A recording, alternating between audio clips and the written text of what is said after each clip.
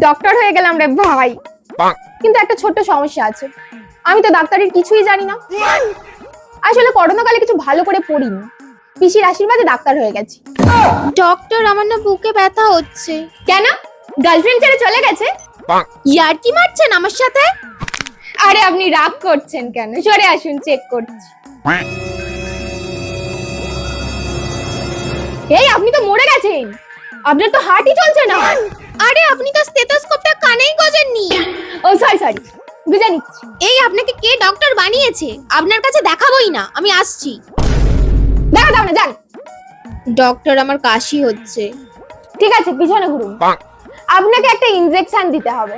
কিন্তু কেন? আসলে আমি না কখনো কাউকে ইনজেকশন দিইনি, জানেন তো। আমার না খুব ইনজেকশন দিতে ইচ্ছা করছে। দিদি আপনাকে দি। আপনি কি পাগল? আমাকে পাগল বললেন তো? আমার মাথা ব্যথা, জ্বর আর দুর্বল লাগছে। আপনি জেলুসিল খান। কিন্তু জেলুসিল তো গ্যাসের ওষুধ। বলছি জেলুসিল গ্যাসে খায়? কেন? আপনি তো ডাক্তার, আপনি জানেন না? ডাক্তারটা আমি না আপনি? আপনি তাহলে যেটা বলছি সেটা খান, বুঝেছেন? ডক্টর হয়ে বেশ ভালোই এক্সপিরিয়েন্স হচ্ছে, কিন্তু পেশেন্টরা আর বাঁচবে না। পেশেন্টের হাতে মার খেয়ে আমি নিজেও বাঁচবো না। মনে হচ্ছে আবার পড়াশোনাটা করতে হবে, কিন্তু বাবা কি আর টাকা খরচা করবে?